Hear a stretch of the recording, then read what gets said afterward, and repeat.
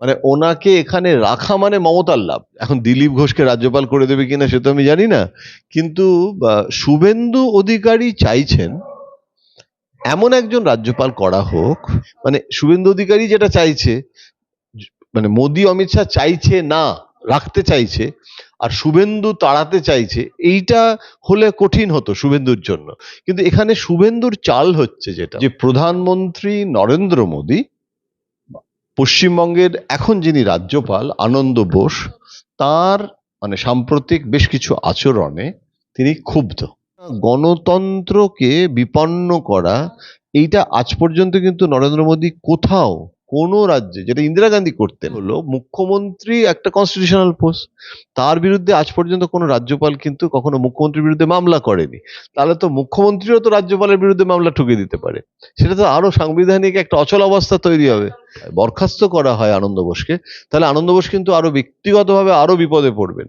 সেখানে রাজ্যপাল কেন হওয়া উচিত নয় স্মৃতি ইরানির, সেটা নিয়ে তৃণমূল কংগ্রেস রীতিমতো মাঠে নেমে পড়বে। অভিযুক্ত কোনো লোককে করা মানে, বিশেষ করে এই যে পশ্চিমবঙ্গের রাজ্যপালকে নিয়ে যা হলো, তাতে কিন্তু তৃণমূল কংগ্রেসও কিন্তু আরো সাংঘাতিকভাবে গগৈয়ের বিরুদ্ধে আক্রমণাত্মক হতে পারে। মানে আগে যেরকম জগদীপ ধনকরের সঙ্গে শুভেন্দু অধিকারীর যে সমীকরণ, রাজনৈতিক সমীকরণটা অনেক বেশি মানে ভালো ছিল। রীতিমতো দেখা যাচ্ছে শুভেন্দু দাপটেই কি কার্যত রাজ্যপাল বদল হতে চলেছে, কারণ শুভেন্দু অধিকারী বারবার সরব হয়েছেন। অনেক ক্ষেত্রে দেখা গেছে টিভি চ্যানেলে বসে বিজেপি দলের মুখপাত্ররাও রাজ্যপালকে ডিফেন্স করতে চায়নি, তারা বলেছে রাজ্যপাল রাজ্যপালেরটাই বুঝে নেবে। সেক্ষেত্র থেকে রাজ্যপালকে অনেকটাই বিজেপির ক্ষেত্রে ব্যাক ফুটেছিলেন এই রাজ্যপাল। ইতিমধ্যেই যা জল্পনা দেখা যাচ্ছে, সূত্র মারফত যা খবর আসছে, রাজ্যপাল চেঞ্জ হতে পারে কার্যত শুভেন্দুর দাপটে। আমার সঙ্গেই রয়েছেন রাজনৈতিক বিশ্লেষক জয়ন্ত ঘোষাল, কথা বলবো স্যারের সাথে। রীতিমতো শুভেন্দুর দাপটেই কি রাজ্যপাল চেঞ্জ, কিভাবে দেখছেন এই পুরো বিষয়টা, যদি দর্শকদের উদ্দেশ্যে বলেন। প্রথম কথা হচ্ছে যে রাজ্যপাল বদল হবে, এটার কোনো আনুষ্ঠানিক ঘোষণা তো হয়নি, এবং এটা সবটাই জল্পনা কল্পনা চলছে। তিনি এই ধরনের বিতর্ক বা ব্যক্তিগত জীবনের এই ধরনের কোনো অভিযোগ, এগুলো কারোর পক্ষেই কি খুশি হওয়ার কোনো কারণ আছে? মানে একজন অভিযোগকারিনী সুপ্রিম কোর্টে রাজ্যপালের বিরুদ্ধে শ্লীলতাহানির অভিযোগ করে সে সুপ্রিম কোর্টের দ্বারস্থ হচ্ছে, তো এগুলো একজন রাজ্যপালকে পাঠানো হয়েছে কাজ করার জন্য। এখন এই সব ল্যাঠা যদি শীর্ষ নেতৃত্বকে সামলাতে হয়, তাহলে সেটা প্রধানমন্ত্রীর কেন, স্বরাষ্ট্রমন্ত্রী তো রাজ্যপাল নিয়োগ এবং বিভাগীয় প্রধান বলা যায় স্বরাষ্ট্রমন্ত্রী। সুতরাং অমিত শাহ এবং নরেন্দ্র মোদী দুজনেই আমার মনে হয় মানে ক্ষুব্ধ, এবং যদি প্রধানমন্ত্রী এবং অমিত শাহ ক্ষুব্ধ হন এবং শুভেন্দু যখন তখন যেতেন রাজভবনে, কখনো তাকে কোনো হেনস্থার শিকার হতে হয়নি, কারণ ওটা জগদীপ ধনকর খুব মানে কঠিন একটা ব্যক্তিত্বও ছিল, মানে ওটা কিন্তু উনি করেছিলেন। এবং সেখানে ধনকরের দিক থেকে যেরকম শুভেন্দুর প্রতিও তার একটা অনুরাগ ছিল, আবার শুভেন্দু ধনকরের সাথে অনেক, এবং ধনকর নিজে কনস্টিটিউশনাল এক্সপার্ট ছিলেন, অনেক ব্যাপারে মতামত দিতেন, বরং একটু বেশি বন্ধুত্বর হয়ে গেছিল বলে বলতো, যে অনেক সময় গভর্নর একটা কিছু করতে যাচ্ছেন, শুভেন্দু আগেই হয়তো সেটা মানে বলে জানতে পেরে যাচ্ছেন, বলছেন। কিন্তু এই গভর্নরের সঙ্গে প্রথম থেকেই আমি দেখতে পাচ্ছি ইনি আইপিএস অফিসার ছিলেন, রাজনৈতিক নেতা ছিলেন না। তো দুটো টেম্পারামেন্ট কিন্তু আলাদা, রাজনৈতিক নেতা এবং শুভেন্দু অধিকারী এই ধরনের যে অভিযোগগুলো রাজভবনের, আইনজীবী ছিলেন কিন্তু পলিটিশিয়ান হন। উনি বিশ্বনাথ প্রতাপ সিং এর মন্ত্রিসভায় সংসদীয় মন্ত্রী ছিলেন। আমি নিজে তখন ওনার সাথে আমার প্রথম পরিচয় হয় ভিপি সিং এর সময়, পার্লামেন্টারি মন্ত্রী ছিলেন। সুতরাং আইনজীবী, সে তো রবিশঙ্কর থেকে শুরু করে চিদম্বরম সবাই আইনজীবী, সে তো আইনজীবী থেকে টার্ন টু পলিটিশিয়ান হয় না, সেটা তো কোনো অসুবিধা নেই। কিন্তু সুতরাং ধনকর কিন্তু যতটা না আইনজীবী, তার থেকে বেশি পলিটিশিয়ান হয়ে যান উনি, মানে সে তো সুষমা স্বরাজই আইনজীবী ছিলেন। সুতরাং সেভাবে দেখলে ব্যাপারটা হচ্ছে যে কেরল থেকে আইপিএস অফিসার উনি কোনোদিন রাজনীতিতে আসেননি। তার ফলে রাজনীতির যে টেম্পারামেন্ট, রাজনীতি করতে গেলে তো একটা প্রচন্ড সাহস, মানে আমরা যেটা বলি না, মানে একটা খুব থিক স্কিন হতে হয়, কত রকম লোকে কত কিছু বলবে সেখানে সেখানে চলছে, এবং তোমাকে এখন এই জিনিসটা যে উদ্দেশ্যে পাঠানো হয়েছিল সেই উদ্দেশ্যটা ব্যর্থ হয়েছে। মমতা বরং চাইতে পারে যে রাজ্যপাল যেরকম ভাবে ধনকরকে সরানোর দাবি মমতা বন্দ্যোপাধ্যায় করেছিলেন, এই রাজ্যপালকে মানে সরানো উচিত বলছেন, কিন্তু একটা যে রাজ্যপালকে সরানোর জন্য একটা সাংঘাতিক কারণ এই গভর্নরের বিরুদ্ধে যা যা অভিযোগ এসেছে সেইটা দিয়ে তো আরো 2 বছর মমতা বন্দ্যোপাধ্যায় চালিয়ে দিতে পারেন। সুতরাং সেইটা নেই এখন পরিবর্তনটা, এবং এখানে মোদী, অমিত শাহ এবং শুভেন্দু অধিকারী, এই ত্রিভুজ, মানে শুভেন্দু যে চালটা দিতে চাইছে সেটা হচ্ছে যে এই রাজ্যপাল চলে গেল এবং মমতার যেহেতু বিরোধ হচ্ছে, স্পিকার এবং ডেপুটি স্পিকার কে শপথ নেবে, রাজ্যপাল, কত রকমের ইস্যু এসেছে, মমতা নিজেই বলেছে যে আমি ওনার সাথে দেখা করতে যাব না। তো এই সমস্ত পরিস্থিতিতে তাহলে রাজ্য সরকারের কথা শোনা হলো, যুক্তরাষ্ট্রীয় করে এমন একজনকে পাঠানো হলো, সে কিন্তু আরো হয়তো ঝামেলার কারণ হতে পারে। এর সঙ্গে একটা রেশ টেনে আমি বলবো, সম্প্রতি মুখ্যমন্ত্রীর বিরুদ্ধে একটা মানহানির মামলা করেছে এই রাজ্যপাল সিভি আনন্দ বোস। তারপরেই জল্পনা উঠলো যে রাজ্যপাল চেঞ্জ হয়ে যেতে পারে। এই মানহানির মামলাটা কি একটা কাল হলো ওনার ক্ষেত্রে আরো বেশি করে? কিভাবে? না, শুধু এইটা নয়, মানে ঘটনা বলি একের পর এক। যেদিন রাজভবনের মহিলা কর্মী ওনার ঘর থেকে বেরিয়ে আসে এবং কাঁদতে কাঁদতে বেরিয়েছিল, সেটা তো একটা উইটনেস আছে, সেটা রাজ্যপাল এটাতে বিব্রত হন, এবং উনি যে ভিডিও ফুটেজ দেখান সেখানে সে সমস্তগুলো নেই বলে দাবি করেন। সুতরাং এটা একটা বিতর্ক, কিন্তু ওখানে এসপিজির লোকেরা ছিল, এবং এসপিজির লোকেরা তখন ছিল যখন প্রধানমন্ত্রী দমদম এয়ারপোর্ট থেকে আসছেন।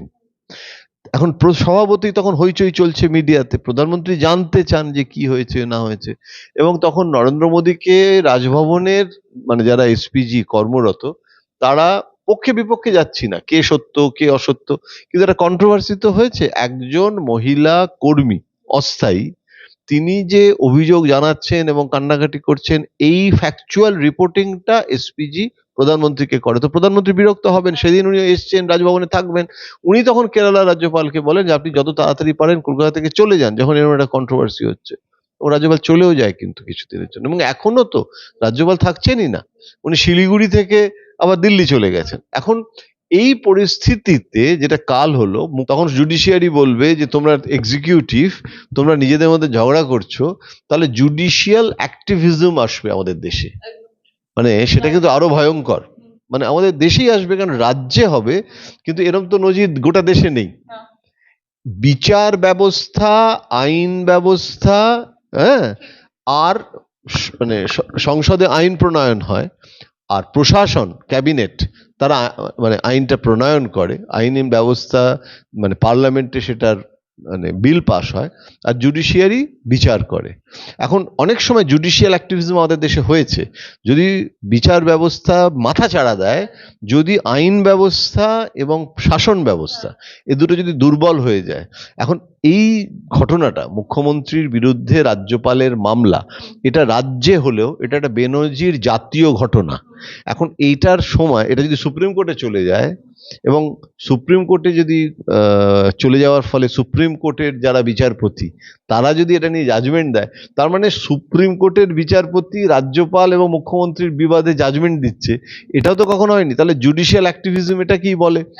তখন সেই জুডিশিয়াল অ্যাক্টিভিজম যদি হয়ে যায়, সেটা তো নরেন্দ্র মোদী কখনো চাইতে পারেন না। তার থেকে এরমও হতে পারে যে ওনাকে ড্রপ করে দেওয়া হলো না, ড্রপ করে দিয়ে যদি ড্রপ করে দেওয়া হয়, বরখাস্ত করা হয় আনন্দ বোসকে, তাহলে আনন্দ বোস কিন্তু আরো ব্যক্তিগতভাবে আরো বিপদে পড়বেন। কেন জানো? তার কারণটা হচ্ছে উনি কিন্তু রাজ্যপাল হিসেবে ইমিউন আছেন, একটা ইমিউনিটি আছে, অর্থাৎ রাজ্যপালের বিরুদ্ধে যাই অভিযোগ করো, যেরকম রাষ্ট্রপতির ক্ষেত্রে, মানে সেইটার বিচার করা যায় না, এবং সেখানে বিচার করা যায় লোকপালে যেটা দাবি উঠছে যে লোকপালের মধ্যে প্রধানমন্ত্রীকে আনতে হবে, রাষ্ট্রপতিকে আনতে হবে। এখন রাষ্ট্রপতি আমাদের দেশে যদি অভিযোগ করে কেউ, যে আমি এটা কোনো পার্টিকুলার রাষ্ট্রপতি না, সংবিধানটা লিখেছিলেন এত কিছু তো ভাবেননি যে এই ধরনের ঘটনা আসতে পারে, এই ধরনের জিনিস হতে পারে, এই কোনোদিন এই পদটা যে রাজ্যপালের সঙ্গে যে মর্যাদা জড়িয়ে আছে তার সঙ্গে এই ব্যাপার হতে পারে, ভাবেননি বলেই তো কোনো সংবিধানে সেরকম কিছু পাওয়া গেল না। একেবারে। এবং সময়ের হাত ধরে এই জন্যই তো সংবিধান সংশোধন করতে হয়। এখন সেই কারণে এখন সংবিধান সংশোধন করে রাষ্ট্রপতি বা রাজ্যপালের সাংবিধানিক পদ হলেও তার বিরুদ্ধে তাদের তদন্ত করা যাবে কিনা। নরসিমহা রাও প্রধানমন্ত্রী ছিলেন, তিনি বলেন আমি পাবলিক সার্ভেন্ট, আমাকে তুমি গ্রেপ্তার করতে পারো না, আমি মানে immunity of the prime minister, immunity of a public servant, ওনাকে কিন্তু পুলিশ অ্যারেস্ট করেছিল। এবং নরসিমহা রাও টেকনিক্যাল অ্যারেস্ট, বাড়িতে গেল প্রধানমন্ত্রী দেশের, হ্যাঁ, এবং অ্যারেস্ট করলো টেকনিক্যালি কাগজে কলমে। এবং প্রণববাবুর স্ত্রী সেই মাঝরাতে গেছিল জামিন দিতে, সুতরাং সে জামিনের আবেদন করলো এবং জামিন দিয়ে দেওয়া হলো। কিন্তু টেকনিক্যালি রেকর্ডে কিন্তু নরসিমহা রাও অ্যারেস্টেড হয়েছে। তো ওই যেটা তুমি বলছো যে এইগুলো সংবিধানের আমাদের সমস্যাও রয়েছে। এখন আনন্দ বোসকে যদি রাজ্যপাল না থাকে, সাধারণ মানে নাগরিক হয়ে যায়, প্রাক্তন হয়ে যায়, তাহলে কিন্তু তার বিরুদ্ধে মামলা করা যাবে।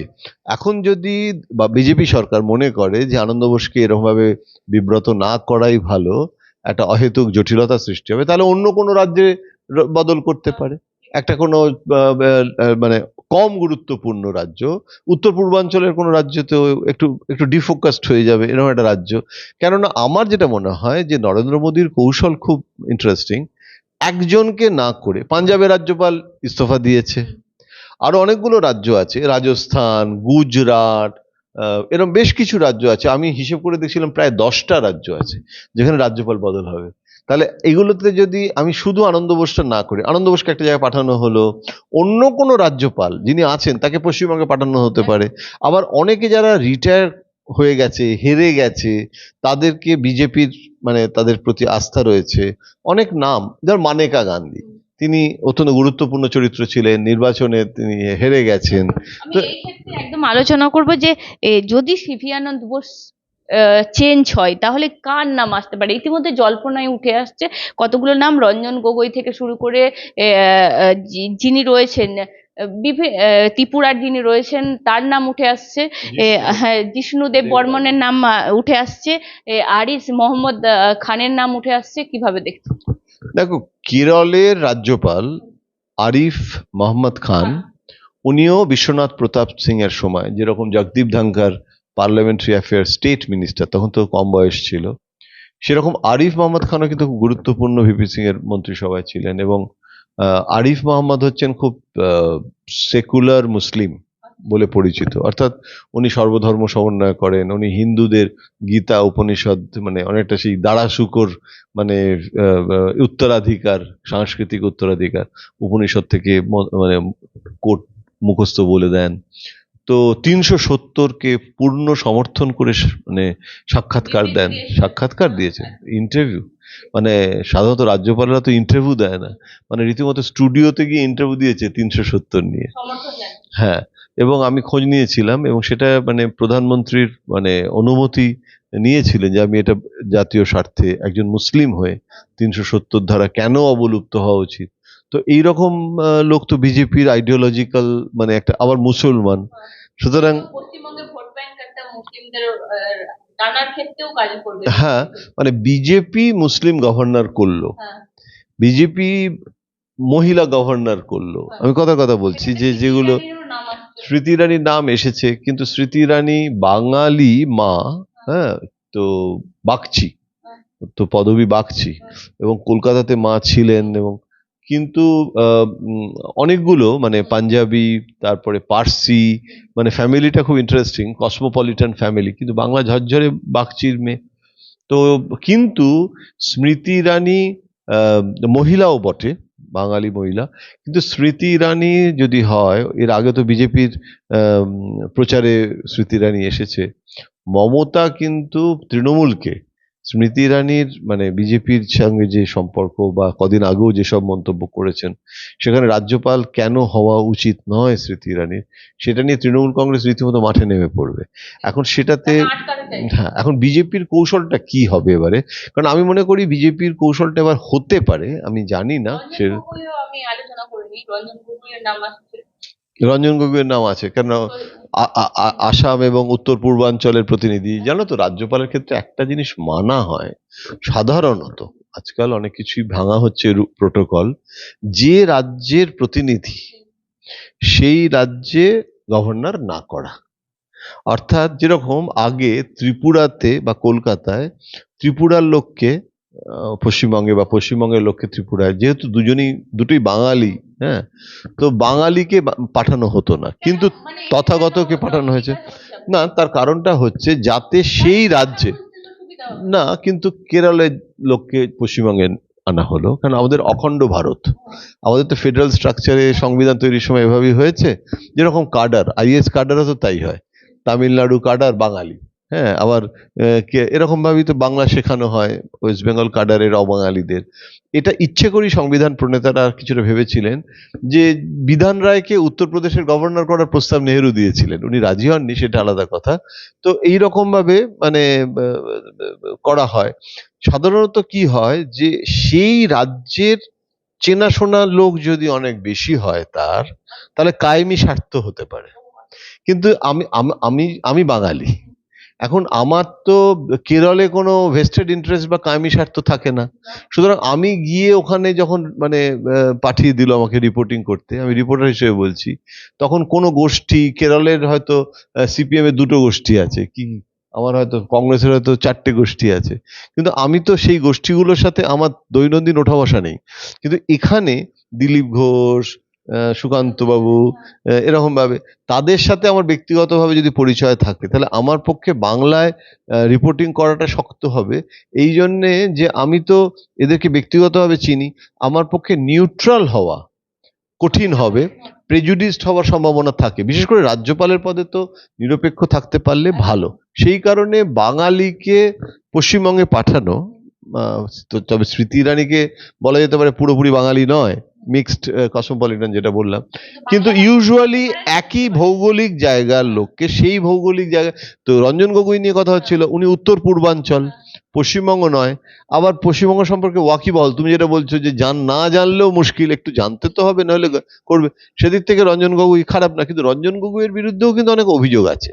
তো অভিযুক্ত কোনো লোককে করা মানে, বিশেষ করে এই যে পশ্চিমবঙ্গের রাজ্যপালকে নিয়ে যা হলো, তাতে কিন্তু তৃণমূল কংগ্রেসও কিন্তু আরো সাংঘাতিকভাবে গগৈয়ের বিরুদ্ধে আক্রমণাত্মক হতে পারে। জিষ্ণুদেব বর্মনের খুব ক্লিন মানে ইমেজ আছে, এবং উনি রাজ পরিবারের মানুষ। আমাদের মুনমুন সেনের, সুচিত্রা সেনের যে রাজ পরিবার, মানে বিয়ে হয়েছিল, মুনমুন সেনের যে স্বামী তিনি হচ্ছেন রাজ পরিবারের, মানে মুনমুন সেন কিন্তু ত্রিপুরার রাজ পরিবারের বৌমা।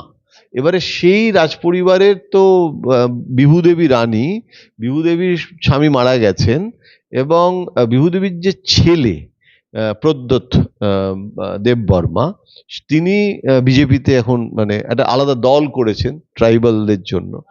তো তার বয়স খুবই কম, মানে যুবক, তাকে তো রাজ্যপাল করার কথা ওঠে না। কিন্তু ইনি আর হেরে গেছেন। সুতরাং যারা নির্বাচনে হেরে গেছে বিজেপির, অথচ বিজেপিতে ইউটিলিটি আছে, তাদেরকে একটা পুনর্বাসন মানে এটা একটা, মানে আমি বলতে পারি যে আমাদের চাকরির ক্ষেত্রে যেরকম গোল্ডেন হ্যান্ডশেক বলে না, মানে যে অনেক আপনি করেছেন, এবারে গোল্ডেন হ্যান্ডশেক, আপনাকে একটা শাল, একটা ঘড়ি, একটা ফুলের স্তবক দিয়ে, ফেয়ারওয়েল দিয়ে, হ্যাঁ, তো এটা রাজ্যপাল করা মানে হচ্ছে খুব সম্মানজনক ভাবে একটা পুনর্বাসন, কিন্তু আসলে পলিটিক্যাল ফেয়ারওয়েল। কেন, তারপরে সে আবার রাজনীতিতে অনেকে ফিরে এসছে, অর্জুন সিং, সিদ্ধার্থ রায়, আগে হতো, কিন্তু এখন রাজ্যপাল থেকে আবার রাজনীতিতে ফিরে আসা, সেইটা কমে গেছে, এই সম্ভাবনাটা অনেক কমে গেছে। এর সাথে একই সঙ্গে দেখা যাচ্ছে রাজ্যে এই রাজ্যপালকে পরিবর্তন একটা, যেটা আমরা জানতে পারছি কে কে হতে পারে জল্পনার সঙ্গে দেখা যাচ্ছে। আমি বলছি দিলীপ ঘোষ, আমি সম্প্রতি খবর পাচ্ছি তিনি বিক্ষুব্ধ, তিনি বলছেন রাজনীতি নাকি ছেড়ে দেবেন, তার অনেক হয়ে গেছে। সম্প্রতি আমি দেখলাম একটা হেডলাইন, কিভাবে দেখছেন? রাজ্যপাল এখন দিলীপ ঘোষকে রাজ্যপাল করে দেবে কিনা সে তো আমি জানি না, কিন্তু শুভেন্দু অধিকারী চাইছেন এমন একজন রাজ্যপাল করা হোক যিনি শক্তিশালী হবেন, মানে পাওয়ারফুল হবেন, পাওয়ারটা তো নিজেকে এক্সার্ট করতে হয়, মানে আমি কতটা পাওয়ার এক্সার্ট করবো সেটা আমার উপর নির্ভর করে। একটা একটা মিনমিনে রাজ্যপাল, হ্যাঁ, মানে খুবই কুণ্ঠিত চিত্ত, ওই রকম রাজ্যপাল হওয়ার থেকে কিন্তু প্রকাশ্যে রোজ বিবৃতি দেওয়া জগদীপ ধাঙ্কারও কি প্রেফারেবল? কেননা যদি ধাঙ্কার ফুল পাবলিসিটিটা, বিজেপির বহু নেতা আমাকে বলেছেন যেটাতে আমাদের বিপদ হচ্ছে, কেননা আমাদের নেতাকে, শুভেন্দু অধিকারী হোক, সুকান্ত মজুমদার এখন মন্ত্রী হয়ে গেছে, দিলীপ ঘোষই হোক, তাকে তো ফুল অ্যাটেনশনটা, মিডিয়া অ্যাটেনশন তাকে দিতে হবে। সংগঠন জেলাওয়ারি তৈরি করতে গেলে সেই রাজ্য সভাপতির মুখের ওপরে ফ্লাড লাইটটা রাখতে হবে। এখন লাইম লাইটে আসা, যদি রাজ্যপালই আলোটা খেয়ে নেয়, লাইম লাইটের তিনি সবসময় থাকেন, তাহলে তো মিডিয়া স্পেস যেটা, হ্যাঁ, নিউজ ম্যানেজমেন্ট যেটা পুরো যেটা হয়, সেই পরিসরটা তো রাজ্যপাল যদি নিয়ে নেয়, তাহলে এই বিজেপির রাজ্য সভাপতির কাজটা কি থাকবে? তাহলে সেক্ষেত্রে এমন একটা লোক হওয়া ভালো, যেরকম একসময় নারায়ণন হয়েছিল আইবি চিফ, যেরকম টিভি রাজেশ্বর রাজীব গান্ধীর সময় গভর্নর হয়েছিলেন, পরে ইউপিরও গভর্নর হন। এনারা না নিঃশব্দে অপারেট করেন, এনাদের স্টাইলটা হচ্ছে খুব কভার্ট, ওভার্ট নয়, মানে গোপন, এবং গোয়েন্দা যেহেতু ছিলেন, ওনাদের একটা গোপনীয়তা রক্ষা করার একটা ট্রেনিং আছে, একটা কালচার আছে, এবং কি হচ্ছে না হচ্ছে তৃণমূলের নেতাদের সাথে যোগাযোগ রাখবে, অফিসারদের সঙ্গে যোগাযোগ রাখবে, ভেতরের খবরটা নিয়ে আসবে, নিয়ে এসে সমস্ত হাঁড়ির খবর নিয়ে এসে একটা রিপোর্ট তৈরি করবে, রিপোর্টটা তৈরি করে স্বরাষ্ট্রমন্ত্রীর কাছে পাঠাবে, স্বরাষ্ট্রমন্ত্রী সেই অনুযায়ী জায়গাগুলো বুঝবে, যাচ্ছে এখানে এটা হচ্ছে, ওখানে ওটা আছে। তিনি কিন্তু একটা বিরাট কন্ট্রিবিউশন বিজেপির জন্য হবে। কোথায় কোন অনুপ্রবেশ বাংলাদেশ দিয়ে হচ্ছে, কোন 4টে রোহিঙ্গা ঢুকেছে, তারা এইসব করছে, এইসব ইনফরমেশনগুলো অনেক। হ্যাঁ, 355 ধারার সুপারিশটা দিল্লি থেকে হবে। 355টা কি, 355টা প্রথম আডবাণী ব্যবহার করেছিলেন, 356তে রাষ্ট্রপতি শাসন জারি হয়। 355 ধারা মানে হচ্ছে সংবিধানের যেটা 355 ধারা, তাতে লেখা আছে যে বহিঃশত্রুর আক্রমণ অথবা আমাদের রাজ্যের ভিতরে যদি ইন্টারনাল ডিস্টারবেন্স, একটা অস্থিরতা তৈরি হয় যেটা রাজ্যের আইন শৃঙ্খলাকে নষ্ট করছে, সেক্ষেত্রে কেন্দ্র একটা 355 ধারার ভিত্তিতে রাজ্যকে একটা যেটাকে বলা হয় একটা আলটিমেটাম, 355 মানে একটা আলটিমেটাম রাজ্য সরকারকে দেবে। মুখ্যমন্ত্রী থাকছে কিন্তু গভর্নরের জায়গায় থাকছে, মানে পুলিশ প্রশাসনটাও রাজ্যের হাতে থাকবে, কিন্তু অনেক বেশি আলটিমেটামটা দিয়ে কেন্দ্র অনেক বেশি এক্সার্ট করতে পারবে, অর্থাৎ একটা এক্সট্রা কনস্টিটিউশনাল পাওয়ার, যেটা রাজ্যপালের মাধ্যমে পুলিশকে হয়তো নির্দেশ দেবে, বলবে আমাদের 355 ধারা অনুযায়ী রাজ্যপাল এটা করছেন, এটা আপনি এখন আর বাধা দিতে পারবেন না। অর্থাৎ সোজা কথায় এই জায়গাটা 355 ধারাতে কি কি জিনিস রাজ্যপাল করতে পারেন, তুমি যেটা বলছিলে যে সংবাদন বিশেষজ্ঞরা তো সেগুলো লিখে দিয়ে যাননি, সুতরাং একটা গ্রে এরিয়া আছে, কেননা এটা তো বহিঃশত্রুর আক্রমণের কোনো ভয় নেই 355 ধারাতে, এখানে এক্সটার্নাল থ্রেট, কিন্তু ইন্টারনাল ডিস্টারবেন্সের কারণটা দেখিয়ে করা যেত। আনন্দ বোসের সময় যেমন সন্দেশখালির ঘটনা, আরো অনেক কিছু ঘটনার ক্ষেত্রে বিরোধী দলের মুখে বারবার শুনেছি 355 লাগু করার মতো এই মুহূর্তের পরিস্থিতি, কেন সুপারিশ হচ্ছে না, অনেকবার গর্জে উঠতে দেখেছি। তো সেক্ষেত্রে দেখেছি রাজ্যপাল নীরব, গেছেন এই চোপড়ার ঘটনায় গেছেন, কুচবিহারের ঘটনায় গেছেন, কিন্তু নীরব, রাজ্যপালের কোনো মুভমেন্ট নেই। এখানে রাষ্ট্রপতি শাসনটা, এটা শুভেন্দু অধিকারীও চান। তার কারণটা হচ্ছে যে যেটা হয় সেটা হচ্ছে যে জগদীপ ধনখড় রাষ্ট্রপতি শাসন জারি করার সুপারিশ করেননি, কিন্তু আমি জানি উনি বারবার রিপোর্টে লিখতেন যে রাষ্ট্রপতি শাসন জারি করার মতো রাজনৈতিক পরিস্থিতি তৈরি হয়েছে। সুপারিশ তখনই হবে যখন ক্যাবিনেট ডিসিশন হবে, অর্থাৎ এই ডিসিশনটা যে 356 মানে লাগু করতে হবে, এটা রাজ্যপাল রেকমেন্ড করতে পারে, কিন্তু রাজ্যপাল টেকনিক্যালি রেকমেন্ড কিন্তু না জগদীপ ধনখড় করেছে না ইনি করেছেন। ইনিও বারবার বলছেন সিচুয়েশন খুব খারাপ, সিচুয়েশন খারাপ। কেন শুভেন্দু অধিকারীরা এটা প্রচারের হাতিয়ার হতে পারে যে রাষ্ট্রপতি শাসন জারি করতে হবে, রাষ্ট্রপতি শাসন জারি করার পরিস্থিতি 355 ভাববে যে এটা কিছু হচ্ছে, 355 আরো সেফ, কোন রকম এ নেই, কিন্তু একটা মনস্তাত্ত্বিক যুদ্ধে বিজেপি এগিয়ে থাকতে চায় রাষ্ট্রপতি শাসন জারি করার দাবি জানিয়ে চাপের মধ্যে রাখা রাজ্য সরকারকে, কিন্তু সত্যি সত্যিই যদি 356 করে দেয় তাহলে কিন্তু বিজেপির অ্যাসেসমেন্ট হচ্ছে মমতা ভিকটিম স্ট্যাটাস পেয়ে যাবে, এবং তখন যদি ইলেকশনও হয় আবার মমতা বিপুল ভোটে জিতেও আসতে পারে। কেননা গণতন্ত্রকে বিপন্ন করা, এইটা আজ পর্যন্ত কিন্তু নরেন্দ্র মোদী কোথাও কোনো রাজ্যে, যেটা ইন্দিরা গান্ধী করতেন, এমার্জেন্সি ছাড়াও 356 তো কংগ্রেস বহু জায়গায় করেছে। এমনকি নেহেরু 47 সালে প্রধানমন্ত্রী হওয়ার পর, মানে কিছুদিনের মধ্যে ইন্দিরা গান্ধী তখন পার্টির প্রেসিডেন্ট, কেরলে মন্ত্রিসভা ভেঙে দিয়ে রাষ্ট্রপতি শাসন জারি করেছিল, প্রথম নির্বাচিত সরকারকে ভেঙে দেওয়া। মোদী কিন্তু কোনো 356 এখন অব্দি করেনি, কোথাও কোনো রাজ্যে করেনি। সুতরাং এই যে না করা, এটা অ্যাকচুয়ালি বিজেপির একটা বড় শক্তি। সুতরাং মানে টিএন সেশন একটা কথা বলতো যে আমি মারবো কম দৌড় করাবো বেশি, সেইরকম মাস্টারমশাই। অনেক মাস্টারমশাই স্কুলে হয় যে মারবে কম দৌড় করাবে বেশি, অর্থাৎ চাপের মধ্যে রাখা।